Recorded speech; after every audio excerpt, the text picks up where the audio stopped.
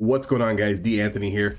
We're going to do a little Saturday chart work, kind of just look at the Nasdaq 100 and see potentially what is setting up here to kind of start the week, digest a little bit about what happened this week. Now, if you found it a little bit difficult to, make money, maybe, you won a few trades, you lost some trades, you found that some of the particular setups were confirming, but really weren't giving you that much.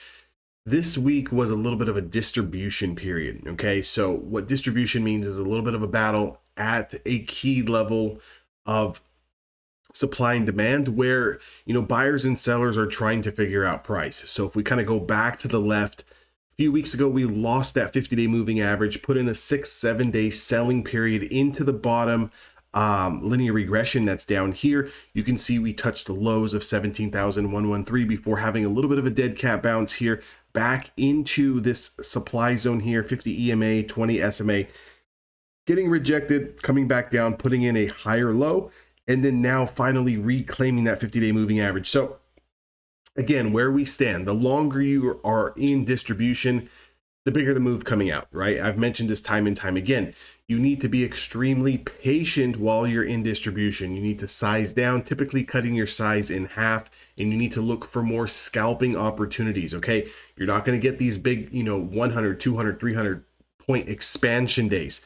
You're going to have, days where the range might be 100 to 150 points on the Nasdaq. And as of late, that's really nothing, right? If you kind of go back and just look at, what is the average true range from high to low on the Nasdaq, you're looking at 200 points, you're looking at 300 points, you're looking at 360, you're looking at 440 points.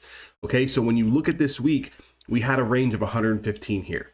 We had a range of 169. We had another range of 136. And on Friday, we had a range of around 150 points. This is nothing, guys, from swing high to swing low. So what we're going to really be focusing on for this week, and I'm going to, make sure to make this a point of, make it a significant point. Okay, so where we came down this week is we're testing this daily 5-day moving average. So typically speaking, whoever controls the 5-day moving average generally controls the price action for the next day. However, we got rejected at an area of supply, which is a linear regression channel 50, as well as this declining Bollinger Band. Okay, one thing that I don't like is the inverse hammer. Okay, we could see a little bit of a continuation of a back test here into that big key level of the 50-day moving average, which is sitting at around the price of 18,100. Okay, so if the market gaps down on Monday, okay, leave it alone. Leave it alone. If we gap down, if we're down 100 points, 150 points, come the market open, the last thing you want to do is short into the hole into demand. Okay, 50-day moving average, you can see once we lost it and we closed below it, big sell cycle. Okay, now once we've reclaimed it, we're not really getting that big buy cycle, more so of a continuation or a distribution, consolidation.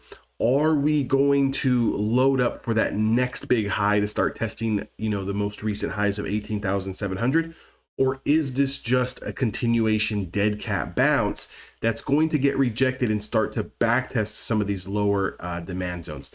So if we gap down, careful with shorting into the hole, see if the bulls are going to trap those early sellers and see if we can catch a mean reversion trade where we can potentially get in on a bounce off of support.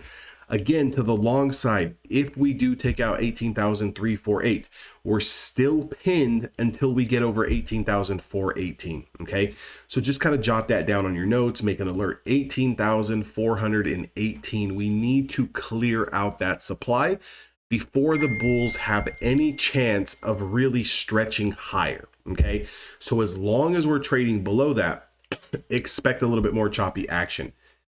Now, if we have a significant red day where we lose the 50-day moving average again, our supports are going to be sitting at 17,966. So we could short into this demand zone. And then anything below that, we would be looking to come down into 17,800. Now, again, I can give more levels, but let's deal with one thing at a time. This week, I'm completely open to going both long and short. I need to see which side is going to win the battle, right? Is it going to be the buyers? Are we going to get back over that 18,400 area? If we do, my bias is going to go 100% long bias, okay? I'll be looking to sit on the sidelines on pullbacks, catch those bounces, and I'll be looking to play through pre-market highs and previous day highs. Okay, very, very simple. If we lose the 50-day moving average, my bias is going to go more so 60, 70, 75% sell bias. Any pop, I'm going to treat as a scalp, just try to get in, get green, and get out, and then wait for rejections, and then look to short some of those topping candlestick patterns, some of those reversal candlesticks, and look to short through pre-market lows and previous day lows. Hope this is giving you an overall context. Again, if you found it a little bit difficult and you're kind of wondering this week, well, what the hell's going on here?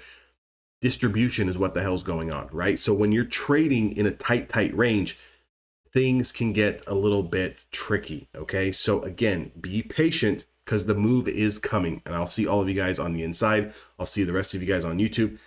Enjoy the rest of your weekend. Happy Mother's Day to all the mothers out there. Again, make sure to relax, get your eyes off the screens. Figure I'll do the heavy lifting and the technical analysis for you guys, so that way we can just be well rested and come into Monday with a clear head and a good action plan. I'll see all of you guys this week.